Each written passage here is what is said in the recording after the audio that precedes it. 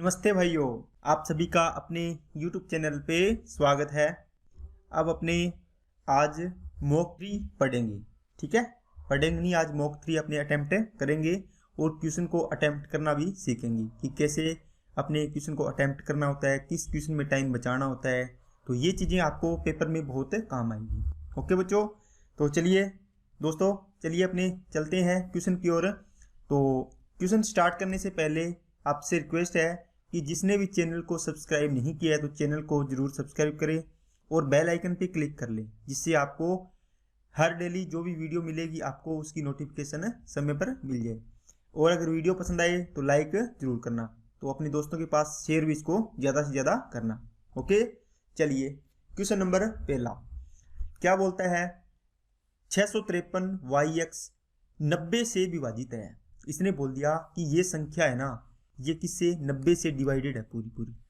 अब अपने को डिवाइडेड के नियम, जो डिविजिबिलिटी नियम होते हैं, वो आपको पता होने चाहिए। आपने पढ़ा होगा चैप्टर, तो आपको ये चीज़ें पता होगी। ठीक है, आप बोलोगे सर इसको अपने 9 और 10 में तोड़ लेते हैं। 9 × 10 बन गया ना 90। देखो 10 का नियम होता है बिल्कुल आसान है। क्या होना चाहिए, इकाई अंक 0 होना चाहिए। जैसे अपने कई बार होता है ना 2300 जैसे 50 है, डिवाइड में 10 है, तो अपने डायरेक्ट काट देते हैं कि 0 से 0 कट गई, है ना। तो इसलिए पीछे क्या होना चाहिए, 0। तो अब जो भी अंक है अपने पास 635 नहीं 653 है बच्चों, 653, इसमें से ये y आ गया और x की वैल्यू कितनी रख लेंगे। आप बोलोगे सर x की वैल्यू तो यहाँ 0 आ गई है। ओके, अब ये तो हो गया 10 से डिवाइड वाला, 0 आ गई, इससे तो पता चल गया 0। 9 से क्या होता है, 9 का नियम होता है सभी अंकों का योग क्या होना चाहिए, 9 से डिवीजन होना चाहिए। डिविजिबिलिटी रूल ये कहता है। तो क्या आएगा, 6 और 5 11, या आप यहाँ से डायरेक्ट करो, 6 और 3 9 बन गया, मतलब 9 का भाग चला गया, तो इसको छोड़ दो। बाकी क्या बच गया, 5 + y + 0, तो मतलब हो गया 5 + y अपॉन 9। अब देखो 5 में क्या जोड़े कि 9 बन जाए, तो 5 में ये यहाँ के 4 रख देंगे अपने, तो 5 और 4 9 हो जाएगा। इसका मतलब y की वैल्यू कितनी आ गई बच्चों, 4 आ गई। ठीक है, क्योंकि यहाँ पे 9 बनेगा, 9/9 डिवाइड हो गया, इसका मतलब ये यहाँ पे 4 होगा और यहाँ पे 0, तो ये डिविजिबल होगा किससे, 90 से। अब आपको पूछा y - x की वैल्यू बताओ, तो y - x की वैल्यू क्या आएगी, 4 - x की वैल्यू 0 है, तो आंसर कितना आ गया बच्चों, y - x = 4, तो इसका आंसर आ गया बच्चों 4। ठीक है, चलिए नेक्स्ट क्वेश्चन पे चलते हैं। नेक्स्ट क्वेश्चन क्या है बच्चों, नेक्स्ट क्वेश्चन है a, b तथा c किसी काम को क्रमशः 4 दिन 2 घंटे तथा 12 घंटे में करते हैं। इसका मतलब a किसी काम को करता है 4 दिन में। अब 4 दिन का मतलब कितना हो गया, एक दिन में पूरे में करेंगे तो कितने घंटे होते हैं, 24 आवर्स होते हैं। तो 4 दिन में कितने हो जाएंगे, ये कितने हो गए, 24 चौके 96 घंटे हो गए। क्यों, क्योंकि देखो ये भी घंटे में, ये भी घंटे में, तो इसको घंटे में चेंज कर लिया। तो बी का क्या होगा, तो बी के बनेंगे बच्चों 2 घंटे दे रखे हैं। सी के कितने होंगे, ये दे रखा है 12 आवर।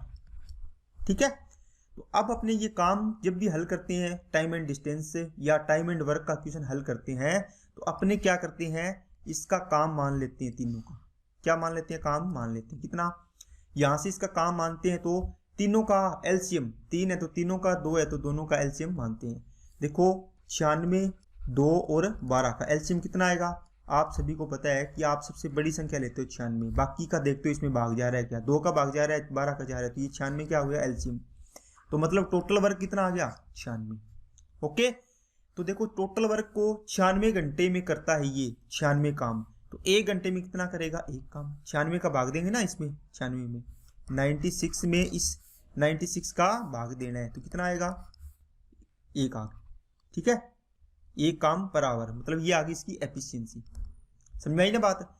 अभी इसी प्रकार 2 आवर बी 2 घंटे में पूरा काम करता है, मतलब 96 लड्डू खाने थे इसको, ये लड्डू मान लो। ठीक है, ये 96 घंटे में 96 लड्डू खाता है, तो 1 घंटे में कितने लड्डू खाएगा, 1 लड्डू खाएगा, 1 लड्डू पर आवर, इसको ऐसे लिख सकते हैं, एफिशिएंसी यही है। 2 घंटे में ये 96 लड्डू खाता है, तो 1 घंटे में कितने खाता होगा, ये 48 लड्डू 1 घंटे में निपटा देता होगा। ठीक है बच्चों, इसका मतलब 12 घंटे में 96 लड्डू खाता है, तो 1 घंटे में कितने खाएगा, 12 × 8 = 96, 8 लड्डू खाएगा। समझ आई ना बात, यहाँ भी लड्डू पर घंटे आएगा, ये लिखने की जरूरत नहीं है, वैसे ही आपको समझाने के लिए मैं बता रहा हूँ। इसको मैं साफ कर देता हूँ। ठीक है, तो यहाँ पे ये एफिशिएंसी आती है। एफिशिएंसी का मतलब होता है एक इकाई यूनिट में, मतलब 1 घंटे में हो गया, 1 मिनट हो गया, जो भी चीज दी होती है अपने मात्रक दी होती है, इसमें कितना काम कर रहा है। तो ये एक घंटे में तीनों मिलकर कितना करेंगे, 8 ये खाएगा पहले घंटे में, 48 ये खा गया, और ये कितना खा गया, एक खा गया। 48 और 8 56, 56 और 1 57। तो तीनों मिलकर अगर खाएंगे तो एक घंटे में खाते हैं, तो टोटल खाने 96, तो 57 ये खाएंगे एक घंटे में 57, तो कितने घंटे में खा जाएंगे। आप बोलोगे सर इसको काटो, 3 से काटो तो क्या आएगा, 3 3 9 32 96 होते हैं, 3 से काटोगे 19। इसको करो 19 से कम 19, तो 13/19 आवर। इतने घंटे लगेंगे, 1 घंटा और 13/19 मतलब घंटे का इतना पार्ट लगेगा 13/19। तो ये इसका आंसर आ गया। ठीक है, तो चलिए बच्चों नेक्स्ट क्वेश्चन पे अपने चलते हैं। 2 अंकों की संख्या के अंकों का योग 9 है। यदि संख्या के अंकों को पलट दिया जाए और प्राप्त संख्या में 9 जोड़ दिया जाए तो नई संख्या मूल संख्या से 3 गुना के बराबर हो जाती है। तो संख्या ज्ञात कीजिए। देखो बच्चों इसका बेसिक होता है, उससे करोगे या इसको डायरेक्ट भी कर सकते हो आप, है ना, ऑप्शन से भी कर सकते हो। ठीक है, ऑप्शन से मैं बता देता हूँ और वैसे अपने इसको कर लेते हैं। जिसे कोई भी संख्या लिखना होती है आपको संख्या, तो संख्या कैसे लिखते हैं, संख्या लिखते हैं बच्चों 10x + y। जैसे मान लो कोई संख्या लिखी है xy का मतलब होगा जैसे मैंने लिखा 25, है ना। तो इसको कैसे तोड़ोगे, इसको तोड़ोगे 2 × 10 + 5, ये तोड़ना आता है ना इसे। जैसे मान लो कोई संख्या लिखी है 2 5 7, तो इसको कैसे लिखते हो 7 + 5 × 10, ये स्थानीय मान लिखना आता है ना। 2 को क्या लिखोगे 2 × 100। ठीक है, ये चीजें आपको आती होगी। इसी प्रकार 2 अंकों की संख्या को तोड़ेंगे तो क्या आएगा 10x + y आता है। ये कहता है संख्या के अंकों को पलट दिया। ठीक है, पलट दिया तो संख्या के अंकों का योग दे रखा है इसने कितना, x + y यहां दे रखा है इसने कितना 9 दे रखा है। अब ये कहता है संख्या के अंकों को पलट दिया, मतलब yx कर दिया। देखो xy था, इसको क्या लिखा आपने 10x + y। यहां से x और y के अंकों का योग आपने दिया हुआ है, कितना है ये दिया है x + y 9। ये कहता है अंकों को पलट दिया, yx कर दिया। जैसे ये 25 था, इसको क्या कर दिया 52 कर दिया। देखो ये इधर ले आए, ये इधर लेके आके इसको क्या लिखेंगे अब 10y प्लस में क्या आ जाएगा x आ जाएगा। ठीक है, अब कहता है संख्या के अंकों को पलट दिया जाए और प्राप्त संख्या, देखो पलट दी संख्या और इससे प्राप्त संख्या ये होगी। इसमें क्या कहता है कि 9 जोड़ दिया जाए, कितना ये 9 जोड़ दिया, तो नई संख्या, ये नई संख्या बन गई पूरी की पूरी किससे, मूल संख्या के 3 गुना के बराबर है। मूल संख्या कितनी थी, ये थी मूल संख्या, ये रही, इसके 3 गुना के बराबर है। तो 3 गुना कर दो इसका 10x + y का, ये देखो 10x + y का 3 गुना कर दिया इसके बराबर है। अब इसको सोल्व कर लेते हैं, अपनी आंसर आ जाएगा। करिए सोल्व, क्या आएगा 10x + 10y + x + 9 = है 3 दाए 30x प्लस का 3y। ये y इधर लेके आओ, कितना आएगा, ये y इधर लेके आओगे तो, या यही ले जाओ, ये x इधर ले जाओ, कितना बचेगा 29x। ठीक है, और ये 10y उधर जाएगा तो देखो माइनस का हो जाएगा, तो माइनस का 7y बचेगा। ठीक है, और बराबर में कितना हो जाएगा 9 हो जाएगा। अब देखो x + y की वैल्यू ये रही, और यहाँ पर भी x और y की टर्म में है, तो दोनों से x + y और इसको सोल्व कर लेते हैं। तो यहाँ लिखेंगे x + y की वैल्यू कितनी है बच्चों 9। ठीक है, अब अपने क्या करते हैं, जब एक की वैल्यू निकालते हैं तो क्या करते हैं, एक को सेम बना लेते हैं। ठीक है, x या y की वैल्यू निकाल लेते हैं, एक की वैल्यू निकाल लेते हैं दूसरे की ऑटोमेटिक आ जाएगी। जैसे इसको y को सेम बना लो, x की वैल्यू आ जाएगी। इसको इस पूरी समीकरण को कितने से गुणा कर दूं 7 से, तो ये 7y हो जाएगा, ये 7x हो जाएगा, ये 7 × 7 कर दो। ठीक है, यहाँ से अब इसके चिन्ह चेंज करते हैं अपने, क्या चेंज करते हैं चिन्ह, ये प्लस क्या है तो ये माइनस, ये माइनस, ये भी माइनस। यहाँ से देखो ये कट जाएगा, सॉरी इसको चिन्ह चेंज करने की जरूरत नहीं पड़ेगी बच्चों। देखो प्लस माइनस का 7 है और प्लस का 7 हो गया, तो ये तो कट गया, 0 हो जाएगा। यहाँ से क्या आएगा 29 और 7 36x हो जाएगा, बराबर में 9 7 63 और 9 कितना हो जाएगा 72 हो जाएगा। तो x की वैल्यू आ गई बच्चों 2। अब बताओ x की वैल्यू, यहाँ पे देखो x की वैल्यू 2 है ना, x की वैल्यू 2 रखी। ये कहता है x और y के अंकों का योग 9 है, तो दूसरी कितनी आ जाएगी 7 नहीं आ जाएगी क्या, दोनों का योग 100 है ना। तो मूल संख्या कितनी थी 27। इस प्रकार बनाना, आपको एक की वैल्यू निकालनी है, दूसरा अपने आप निकल जाएगा। ओके, अब यहां से अगर आप कहो कि सर इतना लंबा नहीं करना हमें, ठीक है, आप क्या कर सकते हो ऑप्शन ले सकते हो। जैसे मान लो 27 अपना आंसर आया था, ये कहता है 72 करने से 70 अंकों को पलट दिया और इसमें क्या कर दिया 9 ऐड कर दिया। पलटने के बाद जो संख्या है इसमें 9 ऐड कर दिया, कितना बना 81। ये 81 है ना, ये मूल संख्या का 3 गुना है, क्या है क्या, देखो 3 गुना, 2781 बराबर है, मतलब ये आंसर सही था। इस प्रकार चेक करना है आपको। ओके, जैसे मान लो मैंने 72 लिया, इसके अंकों को पलटा 27 आया, 27 में कितना जोड़ा 9, कितना हो गया 36, कितना हो गया 36 हो गया। क्या जो नई संख्या आई है 36, ये नई संख्या है, ये मूल संख्या के 3 गुना है क्या 72 का? नहीं है, ये देखो 3 गुना नहीं, ये तो आधा है, ये बोला 3 गुना होना चाहिए, देखो ये दिया हुआ। ठीक है, तो इस प्रकार ये आंसर गलत हो जाएगा, ये से चेक करते हैं अपनी। ओके, चलिए नेक्स्ट क्वेश्चन पे चलते हैं।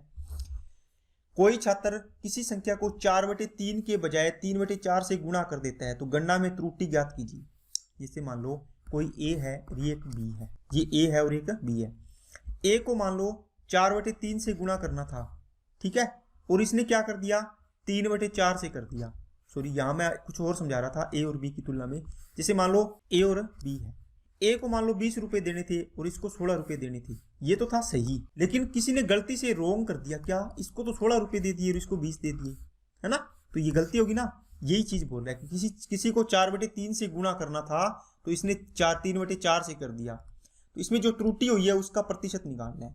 तो 4/3 तो राइट था और 3/4 क्या हो गया, रोंग था।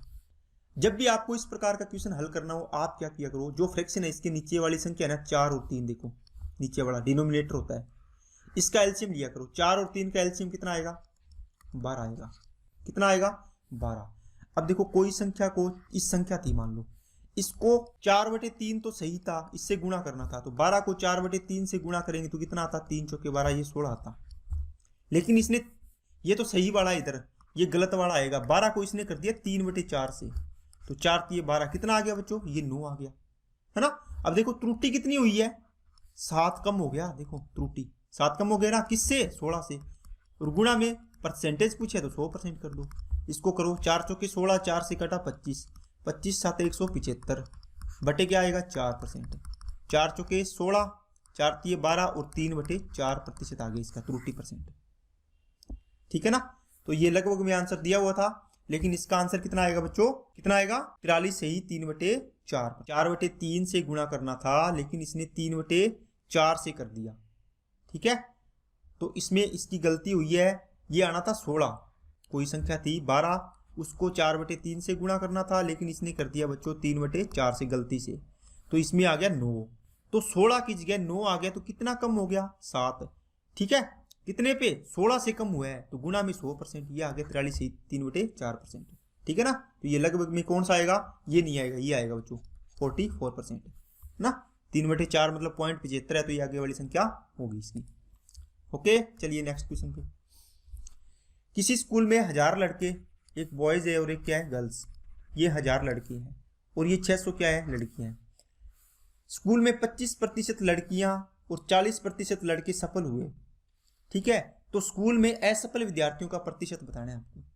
क्या बताना है बच्चों, स्कूल में असफल विद्यार्थियों का प्रतिशत बताना है। तो आप क्या करोगे, ये टोटल क्या था बॉयज में एक तो पास हुए एक फेल हुए, गर्ल्स में भी एक पास हुई एक फेल हुई, तो बॉयज में कितने पास हुए, आप बोलोगे स्कूल में 40% लड़के पास हुए हैं और लड़कियां कितनी पास हुई है 25%, तो 40% लड़के पास हुए तो 60% क्या हुए होंगे, फेल हुए होंगे। तो 1000 का 60% निकालना आता होगा आपको, आप बोलोगे सर ये तो आ गया 600, कितना आ गया 600, तो 600 लड़के फेल हो गए और लड़कियां कितनी फेल हुई है 25% पास हुई है, तो 75% क्या होगी, फेल होगी। तो 600 का 75% का मतलब 3/4, कितना आएगा 150, 450 लड़कियां क्या होगी, फेल होगी। इसने पूछा है फेल प्रतिशत, क्या पूछा है फेल प्रतिशत, तो असफल विद्यार्थियों का प्रतिशत ज्ञात कीजिए। किसका, असफल विद्यार्थियों का प्रतिशत। तो असफल कितने हुए, 600 तो हुए हैं लड़के, 450 हुई है लड़कियां।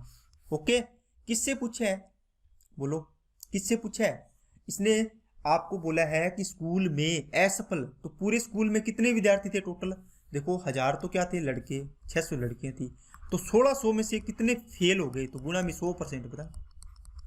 ठीक है ना, यहां से करो कितना आएगा 600 1050 बटे आएगा 1600 गुणा में 100%। ठीक है, 0 से 0 कट गया, 16 से इसको काटो, 16 छिके 96, ठीक है 96, 4 बचेगा, 4 और 5 9, तो ये कितना आ गया 16 5 80, 16 5 80, तो कितना बच गया 1050 में कितना का 16 का भाग देना बच्चों, तो 16 छिके 96, कितना बच गया 4 और 5 9, 16 5 80, कितना बच गया 10, 10 बटे इसको 16 कर दो तो 5 बटे कितना आ जाएगा 8 आ जाएगा, तो 65 से ही 5 बटे 8 आएगा बच्चों इसका आंसर। ठीक है, ये इसमें ऑप्शन में मिस्टेक है थोड़ी सी, ये भी गलत है, ये सारे ऑप्शन क्या है गलत है इसमें, इसका आंसर आप लगा लेना क्या 65 से ही 5 बटे 8%। ठीक है ना, तो ये आपको क्वेश्चन समझ में आ गया होगा, जो भी है दोनों में अलग अलग बांट लेना और उस जो पूछा है वो आप इसका निकाल सकते। नेक्स्ट क्वेश्चन पे चलते हैं। मुकेश 4.5 लाख रुपए में 2 कार ए और बी खरीदता है, ए को 20% के लाभ पर और बी को 25% हानि पर बेचता है। यदि दोनों कारों का समान विक्रय मूल्य प्राप्त होता है तो दोनों कारों का क्रय मूल्य ज्ञात कीजिए। देखो बच्चों बिल्कुल आसान तरीके से बताता हूँ आपको क्या करना है, एक सीपी और एक क्या है एसपी। ये पहली कार है ए और ये दूसरी कार है बी। इसमें कहता है ए को 20% के लाभ पर बेचता है, तो 20% का मतलब हो गया बच्चों 1/5 1/5, या इसको 100 से 120 भी कर सकते हो, यहाँ से भी 5 और 6 का रेशियो बनेगा। देखो तो मैंने लिखा 5 की चीज को ये 1 लाख कमा के 6 में बेच रहा है। दूसरी कार है उस पर इसको क्या हुआ है, इसको 20% लाभ हुआ है, इस पर 25% की हानि हुई है। तो ये देखो इसका क्या बनेगा 1/4, तो 4 की वस्तु थी तो उसको 3 में बेचा, मतलब 4 रुपए की खरीद कर 3 में बेचा कार को। यहां से अब देखो क्या बनाना है, यहां से आपको बनाना है, इसने बोला है विक्रय मूल्य बराबर है दोनों वस्तुओं का, दोनों कारों का। तो यहाँ बताओ विक्रय मूल्य बराबर करना है तो मेरे को क्या करना पड़ेगा, आप बोलोगे सर यहाँ पे इसको 6 है 3 है, इसको बराबर करना है, तो क्या 3 के पाड़े में 6 आता है क्या, या 3 या 6 के क्या लेते हैं अपने एलसीएम लेते हैं। ठीक है, लेकिन यहाँ दिख रहा है आपको कि इसको बराबर बनाना है, तो 3 को मैं 2 से गुणा कर दूंगा तो बराबर हो जाएगा, तो इस पूरे रेशियो को गुणा करना पड़ता है। तो ये तो आएगा 5 और 6, क्योंकि गुणा किए ही नहीं आपने। ये 2 चौके 8 और ये 2 तिया 6, ये देखो बराबर हो गया। अब विक्रय मूल्य, ये विक्रय मूल्य वाली लाइन है ना, ये क्रय मूल्य वाली है। तो इसने बोला है कि विक्रय मूल्य बराबर है, और 4.5 लाख रुपए में इसने क्या किया है, ये 13 हो गया और ये क्या हो गया 12। 4.5 लाख रुपए में इसने क्या किया है, 2 कारें खरीदी है, मतलब दोनों का मूल्य है, क्रय मूल्य है 4.5 लाख। कितनी वैल्यू है इसकी, कितनी वैल्यू बच्चों 13 पार्ट वैल्यू है। ठीक है, तो 13 पार्ट की वैल्यू ये है। आपको पूछा है क्या, तो दोनों कारों का क्रय मूल्य, मतलब प्रत्येक का क्रय मूल्य ज्ञात करना है। तो 5 की वैल्यू निकालनी होगी, मान लो 1 की आएगी, तो ये आ जाएगी 45 4.5 लाख बट्टे क्या आ जाएगा, इसको आप ना 4.5 लाख की जगह ऐसा कर लो 6.5 लाख कर लो। ठीक है, तो आपने पूरा कट जाएगा, 6.5 कर लिया। तो यहाँ 5 की वैल्यू निकाल ली है, तो क्या आएगा नीचे 13 इंटू में क्या आ गया बच्चों 5 आ गया। तो 13 से काटो कितना आएगा 5, तो 5 5 25, तो 2.5 लाख आ गई इसकी वैल्यू। ठीक है, दूसरे की निकालनी है तो 6.5 में से ये घटा देना, ये आ जाएगी 4 लाख आएगी ना। या फिर आप बी की वैल्यू निकालनी है तो ऐसे निकाल सकते हो, कैसे 6.5 लाख, 6.5 लाख किसकी वैल्यू है, आप बोलो सर ये यहाँ पे 13 की वैल्यू टोटल, और गुणा में 8 की वैल्यू निकाल दो, ये देखो दूसरी वाली कार है, इसका क्रय मूल्य। ठीक है, यहाँ से 13 5 65, ये 50,000 आएगा, 50,000 को 8 से गुणा करोगे तो 4 लाख आएगा। दोनों तरीके हैं, दोनों सिक्के से भी निकाल सकते हो। ठीक है, चलिए नेक्स्ट क्वेश्चन पे चलते हैं। बाकी इसको आप ऐसे भी कर सकते हो, क्या यहाँ से डायरेक्ट भी कर सकते हो। डायरेक्ट का मतलब है कि आपको समझ आनी चाहिए बस। मान लो ए का क्रय मूल्य ए मान लिया मैंने, ठीक है, इसका सीपी ए है, इसको इसने क्या किया है 20% लाभ पर बेचा, तो 120% कर दो इसको। और दूसरी कार है बी, उसका भी क्रय मूल्य कितना है बी मान लिया, उसको 25% हानि पर बेचा, मतलब 75/100 पर बेचा है। ये कहता है दोनों का विक्रय मूल्य बराबर है, बराबर कर दो। यहाँ से 100 से 100 कट गया, ये कितना आएगा 15 5 75 और 15 8 120, तो ए बटे बी का मतलब हो गया 5/8, मतलब ए और बी का क्रय मूल्य का अनुपात आ गया 5:8, 8 और 5 13, टोटल क्रय मूल्य कितना हो गया 13, 13 की वैल्यू 6.5 लाख। ठीक है, अब आगे 5 की एक की निकालनी तो 5 से गुणा कर देंगे, 5 की निकाल लेंगे और 8 की निकाल लेंगे, सेम चीजें बनेंगी। ठीक है, चलिए नेक्स्ट पे। नेक्स्ट क्वेश्चन क्या है, 40 किलोमीटर प्रति घंटा की चाल से चलने वाली एक बस, 40 किलोमीटर प्रति घंटा की चाल से चलने वाली एक बस समान दिशा में चल रहे एक ट्रक को जो 150 मीटर आगे है, 150 मीटर आगे है, को 30 सेकंड में पार करती है। देखो बच्चों, डिस्टेंस इक्वल टू होता है स्पीड इनटू टाइम। अगर ये चीज आपको पता है ना, DST, इसको दोस्त से याद रखा करो, दोस्त है ना, दोस्त, बस ये इसका ओ हटा दी, डस्ट या दोस्त, है ना, ठीक है। 40 किलोमीटर, अब देखो यहाँ पर कोई क्या है, चाल से बस चल रही है, ये बस जा रही है, किधर जा रही है, इधर। इसके आगे 150 मीटर की दूरी पर है, इनके बीच की दूरी कितनी है, 150 मीटर। यहाँ जा रहा है एक ट्रक, ये किधर जा रहा है, इधर ही जा रहा है। तो सेम डायरेक्शन में जब भी जाते हैं तो अपने स्पीड होती है उसको क्या करते हैं, माइनस करते हैं। क्या करते हैं बच्चों, माइनस करते हैं। अगर अपोजिट डायरेक्शन होती है तो क्या करते हैं, प्लस करते हैं स्पीड को, और सेम डायरेक्शन होती है तो क्या करते हैं, माइनस करते हैं। किसको, स्पीड की बात कर रहा हूं मैं, बात समझ आई क्या, ठीक है। अब ये देखो, ये किसकी चाल से जा रहा है, 40 किलोमीटर प्रति घंटा की चाल से।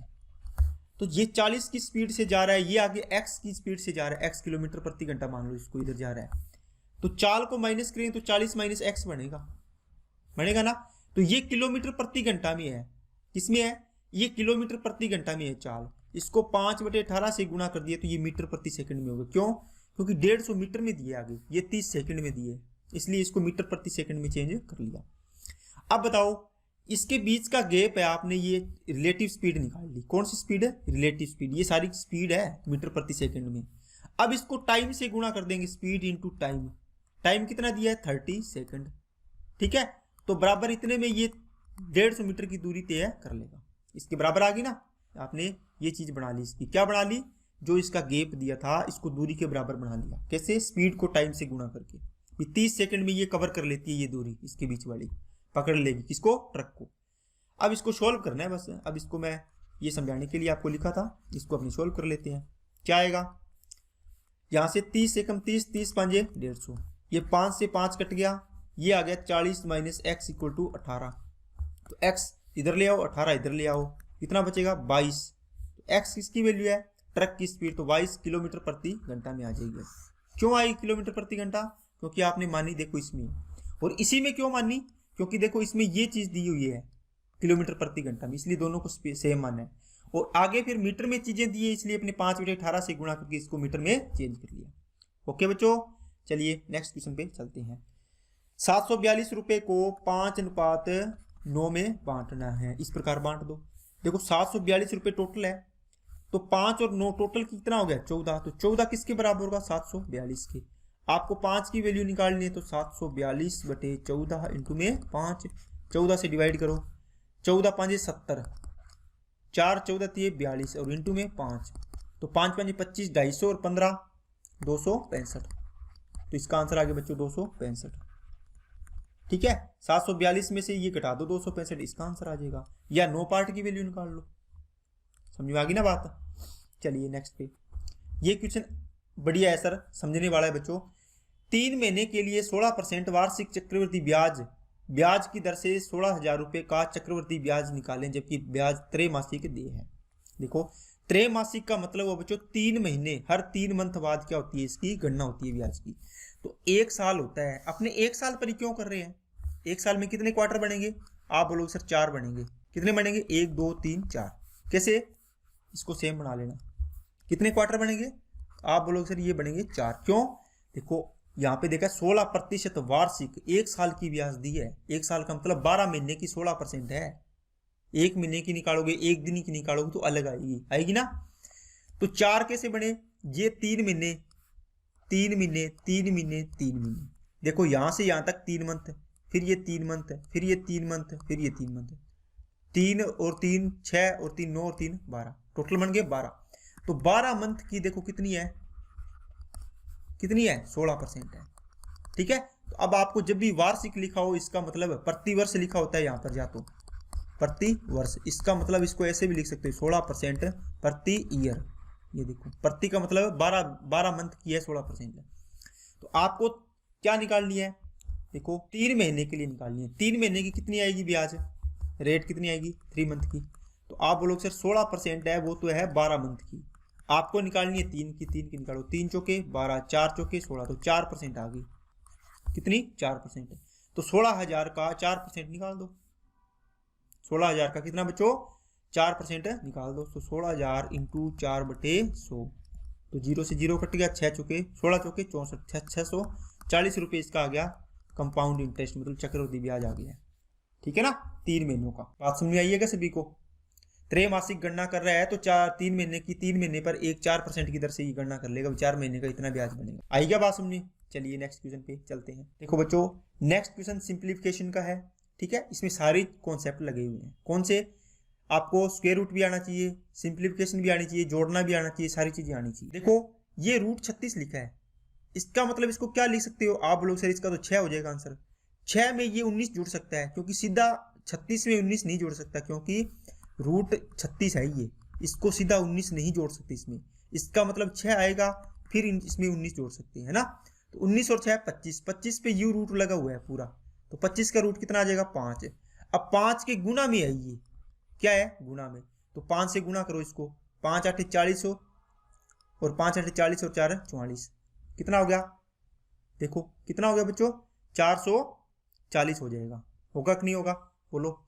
1900 और 6 25, तो 5 आ गया, 5 8 40, 5 8 40 और 4 44। अब यहाँ पे कितना बच गया? ये यहाँ पे ऐसे बना है 56 प्लस अंडर रूट का 185 प्लस 88 इंटू कितना बन गया? 5। इसको गुणा किया, 440 आया, इसमें जोड़ दो, कितना आएगा? 5 12, ये आ गया 625। अब देखो यहाँ पर इसको जोड़ने से क्या बना है, मैं डायरेक्ट लिख देता हूँ यहाँ से साफ करके। इसको पूरा करने के बाद क्या आया अपना आंसर? आप बोलो सर 625 आया है, तो 625 का ये रूट निकाल लो, कितना आएगा? 25 आ जाएगा। तो 56 में ये 25 जोड़ेंगे, इसके ऊपर फिर रूट है, ये देखो बार बड़ा ये रहा, इसको जोड़ो, कितना आएगा? 81। इसका रूट निकालो, कितना आएगा? 9। तो इसका आंसर कितना आएगा? 9 आ जाएगा। आई क्या बात समझिए सभी को? ठीक है ना, इस प्रकार इस क्वेश्चन को हल करना होता है। चलिए नेक्स्ट क्वेश्चन पे चलते हैं। अब देखो ये क्वेश्चन देखते ही बच्चे डरने लगते हैं कि बहुत बड़ा क्वेश्चन है, लेकिन इसमें आपका सेकंड्स में आंसर आ जाएगा। आप बोलो सर इतना आसान क्वेश्चन, आपको देखकर ये लग रहा है कि कितना मुश्किल क्वेश्चन होगा, लेकिन इस क्वेश्चन को करने की कोशिश करते हैं अपनी। देखो 0.868 और इसमें भी 0.868 है, दोनों में क्या कॉमन आ रहा है? ये कॉमन आ जाएगा, कॉमन लो 0.868। अब देखो 0.237 और 0.763, इनको जोड़ेंगे 0.763 और 0.237, तो इसको जोड़ेंगे तो ये 1 आ गया। देखो 0 0 0 0, तो 1 आ गया, इसका मान तो 1 आ गया। इसी प्रकार नीचे देखो ये कॉमन लो, 0.7 कॉमन आ रहा है, इसको जोड़ो और इसको जोड़ो, कितना बनेगा? देखो 936 और 64 जोड़ लो, 3 अंक के बाद पॉइंट है, कितना आएगा? 1000। तो 3 अंक के बाद लगा दो तो 1 आ गया, इसका मान भी कितना आ गया? 1 आ गया। बात समझ में आई है क्या सभी को? बोलो। तो आप बोलोगे सर ये बात तो हमें समझ में आ गई है, तो क्या आ गया? 1 1 आ गया। अब क्या हो गया? ऊपर कितने हैं? ऊपर कितने हैं? 3 अंक छोड़ के है, नीचे कितना है? 1 अंक छोड़ के है। तो ऊपर ये ऊपर वाला 1 अंक ऊपर ले जाओ, घटाना आता है ना। इधर कितने अंक के बाद है? 3 के बाद। इधर कितने के बाद है? 1 के बाद। 3 में से 1 गया, ऊपर कितने के पर रह जाएगा? डेसिमल 2 अंकों पर रह जाएगा ना। तो ये 7 का भाग दो, 7 एकम 7, ठीक है, 7 दूनी 14 और 7 चौके 28। अब देखो डेसिमल की बात करते हैं, 1 अंक छोड़ के था, 3 अंक छोड़ के है, 3 में से 1 घटा दो, ऊपर 2 अंकों पर रह गया, तो 1 2 रह गया, तो 1.24 आंसर आ जाएगी इसका। कौन सा? 4 नंबर आंसर आ गया इसका, ठीक है ना। चलिए नेक्स्ट क्वेश्चन पे चलते हैं। तो नेक्स्ट क्वेश्चन है बच्चों, a³ - b³ equal to 210, a - b equal to क्या है? दिया हुआ है 5, ठीक है। अब देखो इस क्वेश्चन को अपने हल करते हैं, तो कैसे हल करेंगे बोलो? देखो ध्यान से, आपको पूछा ये निकालना है, कैसे करोगे? आप बोलो सर a² + b² प्लस का 2ab माइनस का ab, यहां से इसको सोल्व किया, देखो क्या बना? a² + b² प्लस का 2ab में देखो 2ab था, माइनस ab गया, तो कितना बच गया? ab बच गया। इसका मान निकालना है, आपको निकालना है ना। अब देखो a³ - b³ होता है ना, इसमें से a - b कॉमन लो, इसके फॉर्मूले पता है ना, a² + b² प्लस ab, और इसकी वैल्यू कितनी है? 210। देखो इसको मैंने सोल्व कर लिया। अब यहाँ से a - b की वैल्यू दी हुई है कितनी? 5, तो ये 5 रख दो, तो a² + b² प्लस का ab,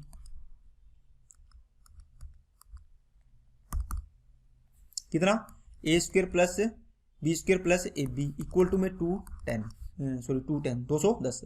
अब देखो इसी की तो वैल्यू निकालनी है अपने को, देखो ध्यान से यहाँ से, तो ये 5 इधर भाग में आ जाएगा, 5 का भाग दो, यहाँ से कट गया, ठीक है। 5 का भाग दिया तो कितना आ गया? 42। तो अपना 42 देखो कहाँ पर है, ये 2 नंबर आंसर आ गया इसका, बिल्कुल आसान है। तो आपको a³ - b³ का फॉर्मूला होता है बच्चों, a³ - b³ होता है a - b और a² + b² प्लस का ab, और ए क्यूब प्लस बी क्यूब होता है ना, इसमें देखो ए प्लस बी कॉमन ले लो, तो ए स्क्वेयर प्लस बी स्क्वेयर का माइनस का ए बी। देखो दोनों में क्या है, यहाँ पे a माइनस बी है तो a माइनस बी कॉमन आएगा, यहाँ पर a प्लस बी है तो a प्लस बी कॉमन आएगा। a माइनस बी है तो अंदर वाली प्लस आएगी सारे, और a प्लस बी है देखो कॉमन बार प्लस आ गया तो अंदर एक माइनस आएगा, ए बी माइनस आएगा, है ना, ये दोनों प्लस आएंगे। इस प्रकार इसको याद रखना दोनों फॉर्मूले को। ओके, देखते हैं आगे नेक्स्ट क्वेश्चन। तो चलो बच्चों, आज के लिए अपने पास 12 क्वेश्चन थे और आपको मैंने क्वेश्चन के साथ साथ इसके कॉन्सेप्ट भी अच्छे से बताए हैं। ओके, तो आप इनकी अच्छे से प्रैक्टिस करना, और अब की बार अपने को बीएसएससी में बिहार जो एसएससी है इसमें अपने को क्या करना है, अपने को सिलेक्शन लेना है पक्का। और एसएससी जीडी में अगर आप पेपर दे रहे हो तो उसमें भी आपको खूब मेहनत करके उसका एग्जाम देना है, उसको अपने को क्रैक करना है। देखो आपको नहीं पता कि कौन से पेपर में अपना सिलेक्शन हो जाएगा, लेकिन अपने को ये लेके चलना है कि पेपर कोई भी आए अपने को फोड़ देना है उसको, ठीक है ना। अपने को क्या करना है, पेपर को फोड़ देना है, कोई भी पेपर आए उसको क्रैक करना है अपने को। अब की बार 2024 में अपने को जॉब लगना है और हर हाल में जॉब लगना है। तो चलिए आज के लिए इतना ही रखते हैं, बाकी अपने नेक्स्ट वीडियो में नए मॉक के साथ मिलते हैं। ओके, अगर वीडियो पसंद आई तो लाइक करना जरूर और चैनल को सब्सक्राइब जरूर करें। Okay, thank you.